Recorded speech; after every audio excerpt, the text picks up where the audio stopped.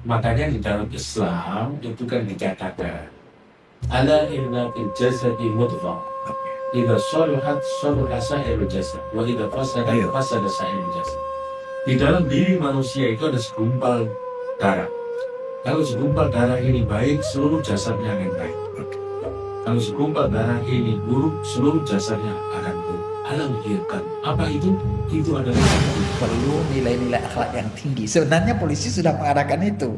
Tapi ada juga beberapa case ataupun kejadian petugas telah memberikan peringatan, tapi kita sebagai pelaku pengendara tidak mengindahkannya. Itu bagaimana tuh? Seperti contoh, ada lampu merah kita langgar, ada kewajiban memakai helm kita nggak pakai. Assalamualaikum warahmatullahi wabarakatuh. Bismillah walhamdulillah wassalatu wassalamu ala rasulillah la nabiyya ba'dah. Pemirsa, alhamdulillah hari ini kita dapat bertatap muka di tempat yang berbahagia ini, di podcastnya STIK PTIK. Dan alhamdulillah atas izin Allah Subhanahu wa taala di hari yang berbahagia ini kita telah kedatangan tamu, seorang ulama, guru kita, juga pimpinan pondok pesantren. Beliau adalah Tuan Guru Syekh Muhammad Hussein Qadhafi. Assalamualaikum Syekh. Waalaikumsalam warahmatullahi wabarakatuh. Syekh, ini mohon izin dalam kira-kira 30 menit ini kita akan berbincang santai di sini dalam kaitan bahasan kita adalah pentingnya nilai agama dalam semua aspek kehidupan bagi semua lapisan masyarakat, termasuk bagi anggota Polri dalam melaksanakan tugas keseharian.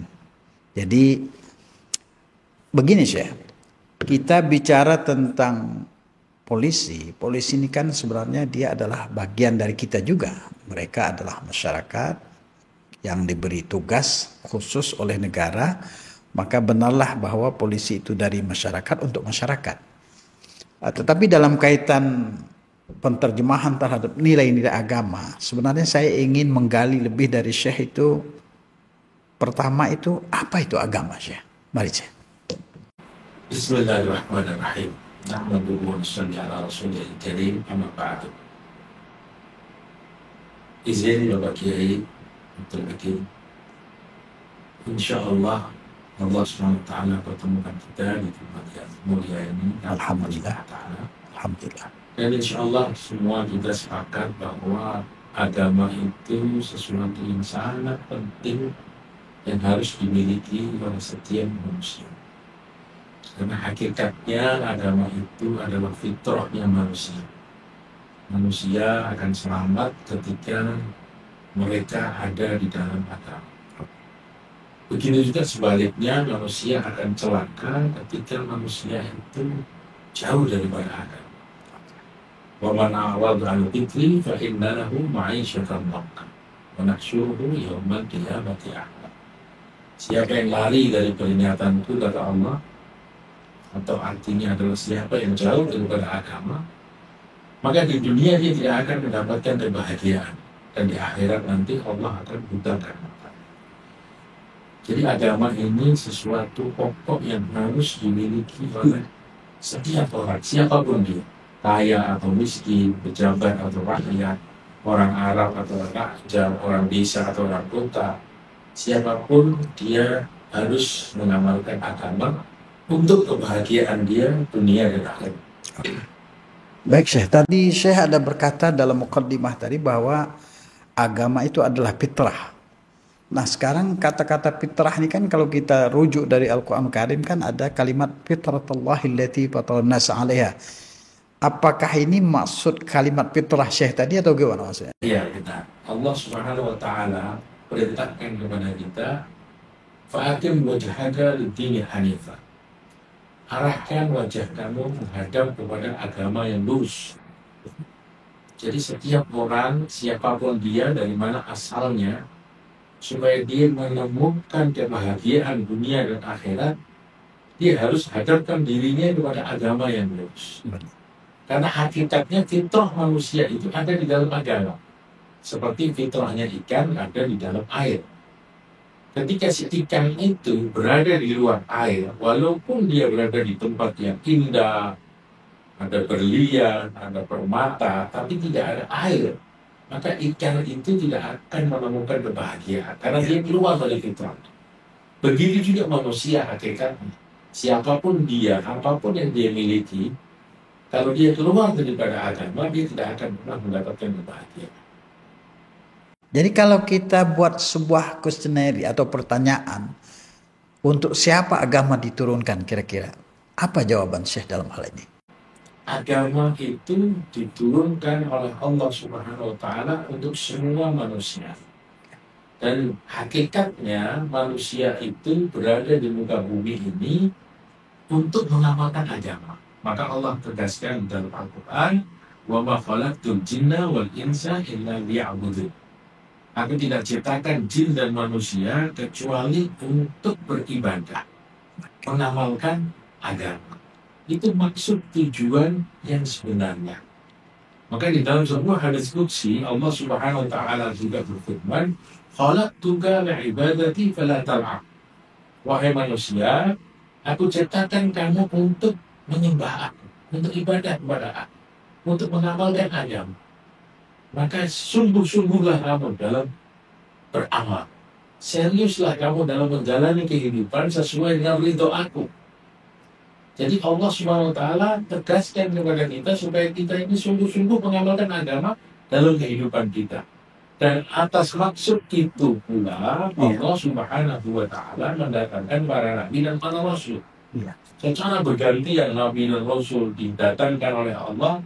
Dari sejak Nabi Adam alaihissalam sampai Nabi terakhir Nabi Muhammad SAW secara bergantian diturunkan oleh Allah untuk memberitahu manusia supaya manusia ini tidak lupa. Karena manusia itu punya sifat salah dan lupa. Maka Nabi diutus untuk memahamkan manusia, inilah maksud hidup kamu, amalkan agama dengan baik. Tadi Syekh menyitir hadis kursi di ujung kalimat itu kan matarnya fala tal'ab. Jadi seolah-olah ada kesan orang itu dalam agama bisa bermain-main kalau begitu ya. Karena ada perintah itu jangan bermain-main kan gitu. Maka kalau kita lihat bahwa agama itu harus diseriusi. Walaupun kehidupan dunia itu permainan ya. Kalau kita lihat dari Al-Quran Karim, Al-Hadid. Kehidupan itu la'ibun, walahwun dan seterusnya. Wazinatun watafakhurun bil. Tapi bagaimana kita menerjemahkan kehidupan kita sekarang, kita orang umum ya. Kalau kita orang umum seperti ini. Tapi kalau kita bicara dengan teman-teman saudara-saudara kita orang anggota Polri, itu bagaimana supaya nilai-nilai itu masuk ke dalam diri mereka? Gimana tuh?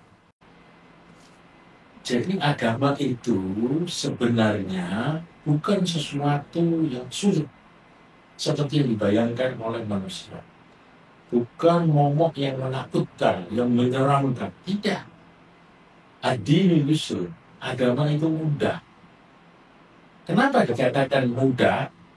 Karena pentingnya dia untuk kita amalkan. Sehingga dimudahkan sama Allah. Contohnya kita mengerjakan sholat. Kita tidak bisa berdiri, kita duduk. Tidak bisa duduk, kita sambil tidur. Ada rukshoh-rukshoh dari Allah. Yang penting jangan kamu main-main dalam mengamalkan. Jangan kamu sepelekan. Sungguh-sungguh kamu mengamalkan agama. Maka agama itu dimudahkan supaya kita semua siap mengamalkannya. Bahkan ulama mengatakan bahwa agama itu lebih mudah dari naik sepeda. Masya Allah. Karena orang yang matanya buta atau dia tidak punya kaki, dia tidak punya tangan, dia tidak bisa naik sepeda. Tapi orang yang buta matanya, tuli telinganya, untung kakinya, dia bisa mengamalkan agama. Jadi agama itu dimudahkan karena pentingnya dia untuk diamalkan oleh seluruh manusia. Sekarang begini kan kalimat Syekh tadi bahwa nasihat tentang agama ini bahwa agama adalah mudah ya yusra. Kalau dalam keseharian ini umpama kita terjemahkan kehidupan bagi teman-teman yang bertugas di Polri.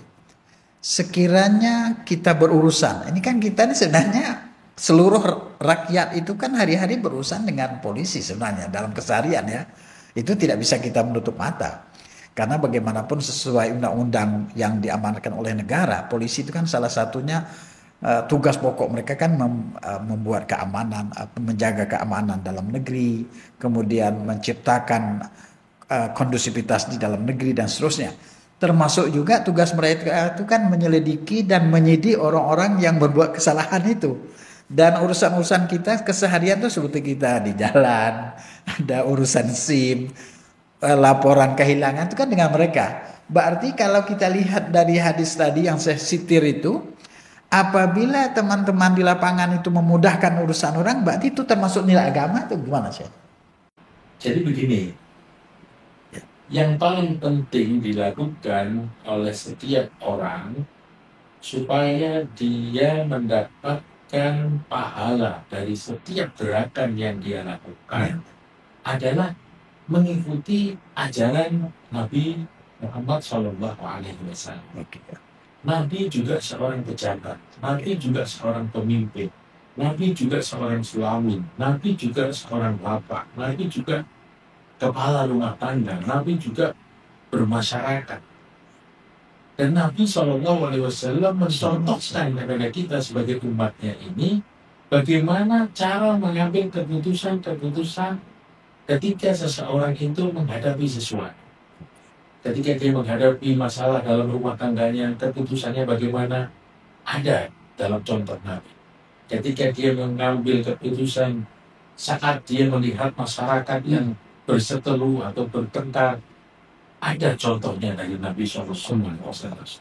Maka Nabi SAW dengan lengkap sudah mencontohkan kepada kita bagaimana melakukan sesuatu yang akan mendatangkan ridhonya Allah Subhanahu wa Ta'ala.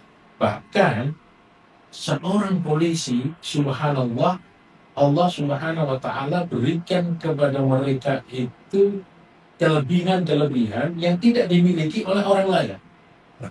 Contohnya, Allah Subhanahu wa Ta'ala berfirman, la khaira fi katsirin min najwahum illa man amara bi shadaqatin aw ma'rufin aw islahin bainan nas.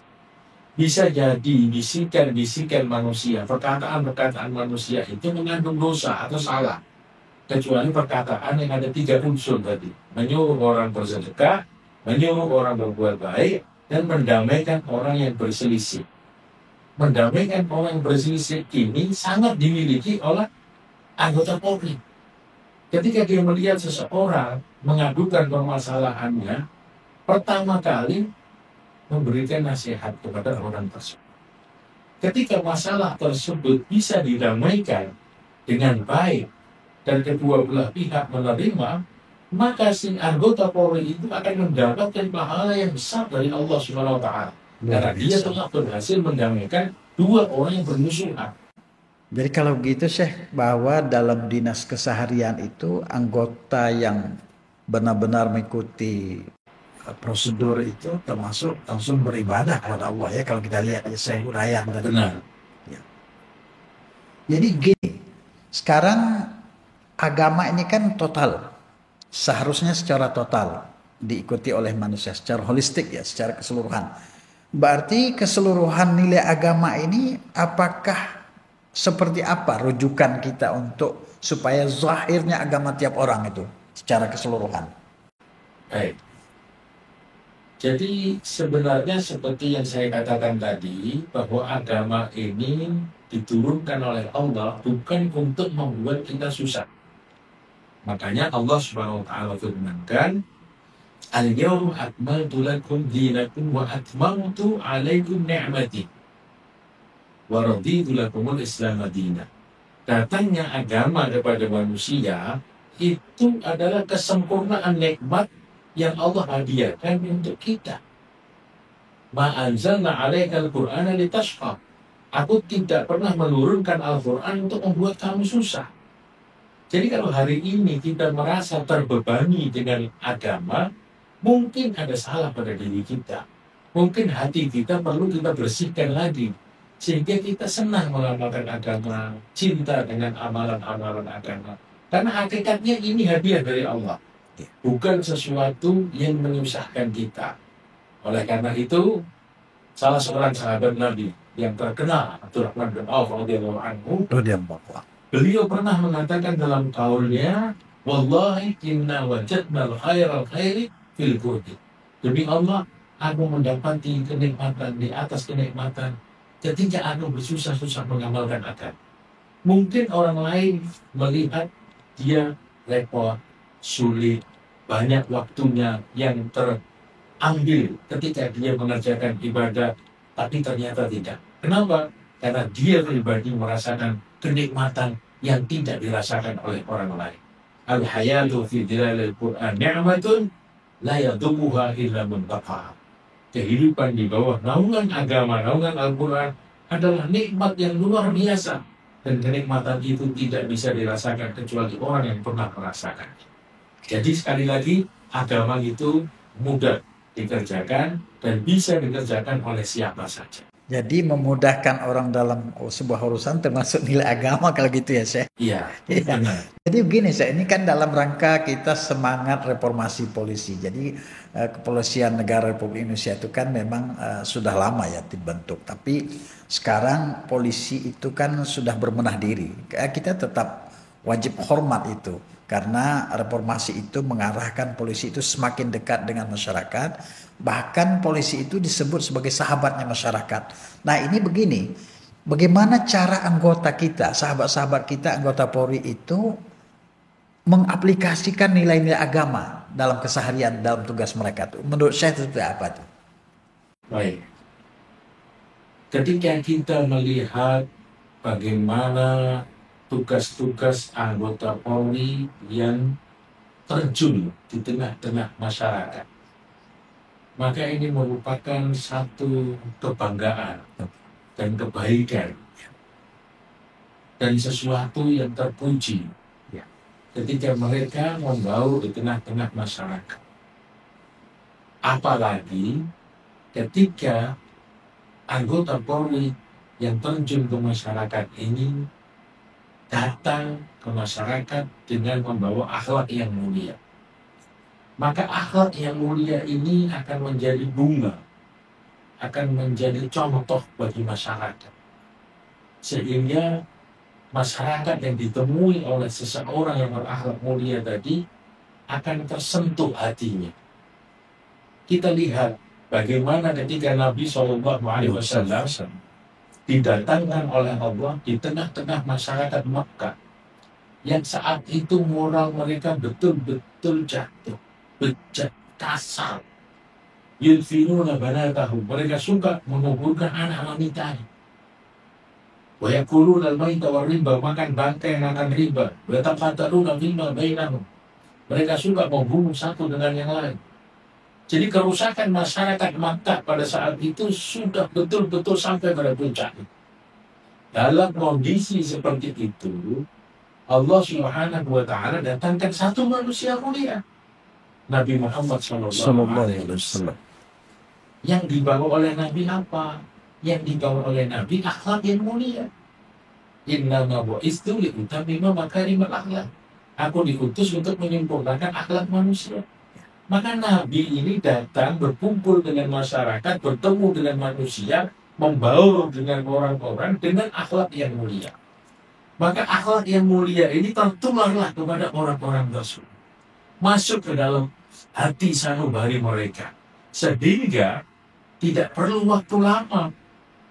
Cukup 13 tahun di Makkah, 10 tahun di Madinah, hanya 23 tahun saja suasana yang rusak, berantakan pada saat itu berubah menjadi suasana yang sangat indah, suasana yang sangat memikat, suasana yang sangat mengejutkan. Sampai-sampai di antara sahabat yang dibina oleh Nabi SAW itu, orang yang masih ada di dunia terompahnya sudah sampai di surga. Dan Nabi katakan, ashabi kan nujum bi ayyin ibtadaitum ihtadaitum. Sahabat-sahabatku seperti bintang-bintang, yang mana kau ikuti kau akan dapat hidayah dari Allah, dipuji oleh Allah, mendapatkan ridhonya Allah sebelum mereka meninggal dunia. Kenapa? Karena sudah dibina oleh Nabi. Dengan apa? Dengan akhlak yang mulia. Begitu juga apabila anggota Polri yang diterjunkan di tengah-tengah masyarakat didukung dengan akhlak yang mulia, tanpa banyak bicara, suasana dan keadaan Indonesia pasti dan pasti akan berubah menjadi yang lebih baik lagi. Sekarang begini Syekh, mohon maaf.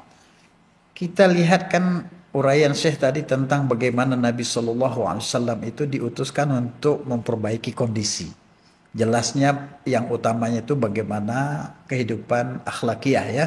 Sehingga beliau melontarkan statement innama bu'istu yang Syekh sampaikan tadi liutammima makaribal akhlak. Sekarang etika ataupun akhlak dalam bermasyarakat itu kan berkaitan erat juga dengan peraturan dan perundang-undangan Syekh. Nah ini contoh kecil ini Syekh. Kita dalam berkendara aja, bawa kendaraan mobil, motor itu kan perlu nilai-nilai akhlak yang tinggi. Sebenarnya polisi sudah mengarahkan itu.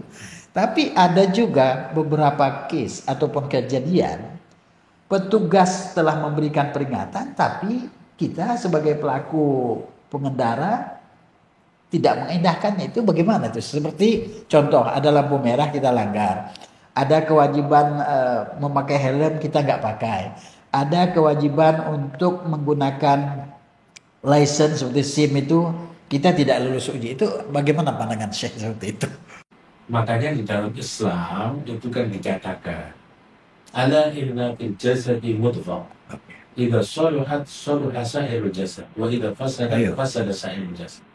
Di dalam diri manusia itu ada segumpal darah. Kalau segumpal darah ini baik, seluruh jasadnya akan baik. Kalau segumpal darah ini buruk, seluruh jasadnya akan buruk. Allah menghirkan. Apa itu? Itu adalah hati. Maka yang lebih penting dibina pada diri manusia itu adalah hati. Hati-hati manusia itu dibina. Kalau hatinya sudah terbina, ketika peraturan-peraturan dipamang di depan dia pasti akan mentaati aturan tersebut. Karena Islam mengajarkan kepada kita atiqullah wa atiqur rasul wa ulil amri minkum. Taatlah kepada Allah, taatlah kepada Rasul, dan taatlah kepada pimpinan yang membuat aturan kepada kamu. Maka dengan sendirinya dia akan taat aturan ketika hati dia siap untuk menerima aturan. Kenapa? Hatinya sudah dibina. Artinya sudah diajarkan dengan norma-norma agama yang mulia tadi.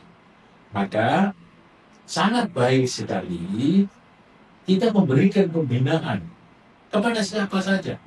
Kepada masyarakat kita, kepada anggota Polri, kepada keluarga. Yang dibina itu bukan hanya kita memberitahu aturan-aturan kepada mereka, tetapi kesiapan seseorang untuk menerima aturan. Yaitu dibina dari hatinya. Diajarkan sholat. Inna sholata tanha 'anil fahsya'i wal munkar. Sholat itu akan mencegah perbuatan keji dan mungkar. Kalau seseorang itu sholatnya benar, pasti dia akan mampu meninggalkan perbuatan keji dan mungkar. Jadi kalau begitu agama ini kan tadi sudah saya jelaskan bahwa untuk semua ya, semua bangsa jin dan manusia. Tapi kalau kita lihat lagi nilai agama itu seberapa pentingnya bagi anggota itu dalam tugas mereka sehari-hari. Ini kan mereka ini kan pemegang hal-hal tertentu, maksudnya undang-undang tertentu seperti undang-undang jalan raya, kemudian peraturan-peraturan yang seharusnya diikuti, mereka yang akan membantu kita apabila ada kehilangan dan segala macam. Itu kan keamanan dalam negeri itu kan tonggaknya itu kan kepada mereka. Itu berapa nilai agama itu pada mereka itu? Seperti apa itu sih? Jadi agama itu sebetulnya yang paling penting bagi setiap orang. Siapapun orang, kalau didasari agama dalam hidupnya, dia akan menjadi sosok manusia yang baik. Kalau dia pemimpin yang adil, pemimpin yang amanah. Kalau dia pedagang, menjadi pedagang yang jujur. Maka di dalam hadis Nabi SAW mengatakan, at-tajiru shadiqul amin yuhsyaru ma'asyuhada. Pedagang yang jujur dan amanah, dia akan dimasarkan bersama orang yang syahid. Dia mendapatkan kemuliaan yang tinggi, padahal dia tidak mati syahid. Kenapa? Karena dia jujur dan amanah dalam perdagangan. Begitu juga pejabat, baik pejabat polisi, pejabat pemerintahan. Kalau dia mampu adil, saat dia mengemban jabatan tersebut, dia mendapatkan nikmat senang di dunia dan dia mendapatkan nikmat senang di akhirat. Nabi SAW bersabda, "Sab'atun yudhilluhumullah yawma la dhilla illa dhilluh." 7 golongan manusia akan mendapatkan naungan khusus di hari yang tidak ada naungan kecuali naungan Allah. 7 golongan manusia. Yang pertama yang Nabi sebutkan, al-imanul adil, pemimpin yang adil, pejabat yang adil. Jadi yang namanya jabatan, pangkat, harta, kendaraan, itu boleh dimiliki oleh siapa saja. Syaratnya, pegang itu dengan baik. Maka dikatakan, dunia la tungdah wa la tudhan. Dunia itu jangan kau cela dan jangan kau puji. Kenapa? Nggak boleh dicela, belum tentu jelek. Kenapa nggak boleh dipuji? Belum tentu baik. Bal hiya bi'tibari ma yaqau fihi min ta'atin wa maksiatin. Tapi dunia itu, pangkat, jabatan, harta itu tergantung siapa yang pegang. Kalau dipegang sama orang soleh, dia akan membawa kemaslahatan untuk banyak orang. Kalau dipegang sama orang jahat, dia akan membawa madharat dan malapetaka bagi banyak manusia. Maka sangat penting sekali anggota Polri atau anggota siapapun yang harus memiliki fondasi iman yang kuat. Karena ketika dia ditampilkan di tengah-tengah masyarakat, dikirim kemana-mana, dia akan membawa kebaikan di tengah-tengah umat, di tengah-tengah masyarakat. Syekh, seperti ini Syekh, kalau dalam berbangsa dan bernegara kan kita tuh ada Pancasila ya. Pancasila itu kan sila pertama itu kan satu ketuhanan yang Maha Esa. Nah kita tahu bahwa Polri itu kan terdiri dari semua lapisan masyarakat sebenarnya yang masuk di situ kan, mulai yang Alpol segala macam dan berbilang agama. Nah itu bagaimana penterjemahan nilai ketuhanan itu? Apakah mewakili atau tidak itu nilai ketuhanan yang ada di Pancasila nomor 1 itu bagi kekuatan keimanan mereka. Sebab mereka ini yang langsung terjun ke masyarakat. Seperti saya bilang tadi, bagaimana nilai-nilai peraturan dan perundangan itu kan nanti mereka yang menjalankan untuk kita semua. Bagaimana itu Syekh? Ya, jadi Pancasila yang sila pertama disebutkan ketuhanan yang Maha Esa, itu bagi kita yang memeluk agama Islam. Namun semua agama pasti mengajarkan kebaikan. Alhamdulillah. Ya kan?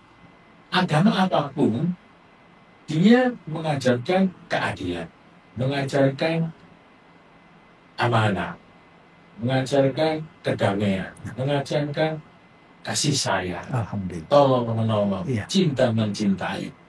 Begitu. Nah, jadi kita sebagai orang Islam, kita berusaha untuk menciptakan sosok-sosok anggota Polri yang berakhlak mulia. amin. Dan ini bukan sesuatu yang sulit. Ini bukan sesuatu yang sulit. Iya.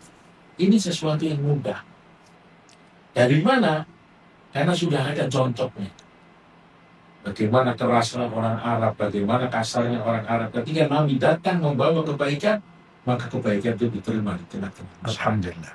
Nah, ketika kebaikan itu kita munculkan, hidupkan suasana agama, makmurkan masjid, ajak orang yang belum sholat jadi sholat, yang belum ngaji mau mengaji, maka mereka pasti akan menjalankan tugas dengan cara yang lebih baik lagi. Kenapa? Karena mereka merasa diawasi oleh Allah. Walaupun pimpinannya tidak melihat, tapi mereka merasa, saya dilihat oleh Allah. Ketika dia mau menipu, dia takut karena merasa dilihat oleh Allah. Dia mau menzalimi orang, dia takut karena ada hukuman di akhirat. Maka semua akan berjalan dengan baik ketika agama setiap personil itu dalam keadaan yang baik. Alhamdulillah. Dalam nilai agama, khususnya Islam, itu kan sholat disebut tiang agama. Kita bilangkan imad ya, imaduddin. Tapi dalam kehidupan bernegara, boleh nggak kita samakan ataupun kita katakan bahwa Polri ataupun polisi kita sebagai sendi dalam keamanan dalam negeri? Bagaimana pendapat Syekh? Seorang polisi itu diberikan tugas oleh negara yang sebenarnya tugas tersebut, maaf, bisa dikatakan mirip-mirip tugas pengadilan. Kalau dia memahami maka dia akan bisa mendapatkan pahala yang sangat besar. Karena tugas anggota Polri itu, subhanallah, sebagaimana yang disabdakan oleh Nabi SAW, "Man ra'a minkum munkaran falyughayyirhu biyadihi." Itu yang pertama. Kalau kamu melihat kemungkaran, hendaklah kemungkaran itu kamu cegah dengan tangan kamu. Mencegah kemungkaran dengan tangan ini tidak semua orang bisa. Dan tidak semua orang boleh. Tapi anggota Polri diberikan kebolehan. Karena dia punya kekuasaan untuk mencegah kemungkaran dengan tangannya, dengan kekuasaannya. Maka ini merupakan kelebihan yang luar biasa yang dimiliki oleh anggota Polri yang tidak dimiliki oleh masyarakat umum. Maka ketika kelebihan ini disyukuri, dan ketika dia berangkat dari rumahnya dengan membaca doa, dengan niat yang ikhlas, maka subhanallah, tiap langkahnya dia akan mendapatkan pahala dari Allah, dan setiap bulan dia akan mendapatkan gaji dari pemerintah. Jadi dia mendapatkan double keuntungan. Kenapa? Karena dia memiliki niat yang lurus ketika dia menjalankan tugasnya sebagai pengayom masyarakat. Man kana fi hajati akhihi, kana Allahu fi hajatihi. Siapa yang menolong hajat saudaranya, Allah akan tunaikan hajatnya. Berarti kalau begitu Syekh, ladang amal bagi anggota kita, anggota Polri, sahabat-sahabat kita orang polisi ini luar biasa ya Syekh. Masya Allah, luar biasa. Luar biasa. Luar biasa. Seperti Syekh tadi menyitirkan sabda Nabi kita sallallahu alaihi wasallam, "Man ra'a minkum munkaran wal yughayyirhu biyadihi." Ini kan kuasa, dengan kuasa ini kan nggak banyak orang. Orang yang tertentu aja itu. Ada kemaksiatan, ada hal-hal yang tidak elok di masyarakat, yang bisa itu kan mereka kan. Polisi langsung dapat pahala ini. Langsung dapat pahala dia nih. Kalau kita kan nggak bisa langsung itu. Paling kita mungkin poin kedua, Ba'ilam yastati' fa bilisanihi mungkin. Mungkin kalau memang seorang ulama macam Syekh, seorang guru, seorang tokoh agama, berarti poin kedua baru kita dapat. Tapi yang pertama anggota Polri yang dapat ini. Baik Syekh, Masya Allah, luar biasa. Syekh, terima kasih. Tidak terasa kita dalam 30 menit ini sudah hampir berakhir. Dan harapan kita adalah bahwa dengan semangat reformasi polisi ini, mereka adalah bagian kita bagian mereka, mereka adalah milik kita. Jadi kita juga di samping sebagai balancing untuk memberi masukan-masukan, juga sebagai pemerhati lah, boleh bilang pemerhati. Mungkin ada apa-apa yang perlu kita kasih pandangan, kita kasih pandangan. Tapi pesan Syekh terakhir dalam rangka reformasi polisi ini seperti apa Syekh untuk oleh-oleh kita? Baik, mudah-mudahan pesan singkat ini bisa sampai kepada para pejabat Polri. Saya pribadi mengusulkan untuk dibuat pembinaan mental yang mungkin sudah dilakukan oleh para petinggi yang lain, dan insya Allah itu merupakan kegiatan yang sangat bagus, karena yang kita garap adalah hatinya, dan ketika kita sudah raih hatinya, semua gerak-geriknya, semua keputusannya, semua pola pikirnya akan terarah jauh lebih baik dari sebelumnya. Amin. Maka pembinaan mental itu perlu digalakkan lagi di dalam suasana Polri, karena Polri adalah kelompok yang langsung terjun di tengah-tengah masyarakat. Mungkin itu saja. Baik pemirsa, alhamdulillah podcast kita, bahasan kita, bincang-bincang kami hari ini sudah sampai ke titik akhir. Terima kasih juga atas perhatian dan feedback dari pemirsa. Kita ucapkan terima kasih atas sumbangsih pemikiran dari tamu kita, Syekh Muhammad Husin Qadhafi. Mudah-mudahan bermanfaat. Kami tutup dengan salam bahagia. Assalamualaikum warahmatullahi wabarakatuh. Waalaikumsalam warahmatullahi wabarakatuh.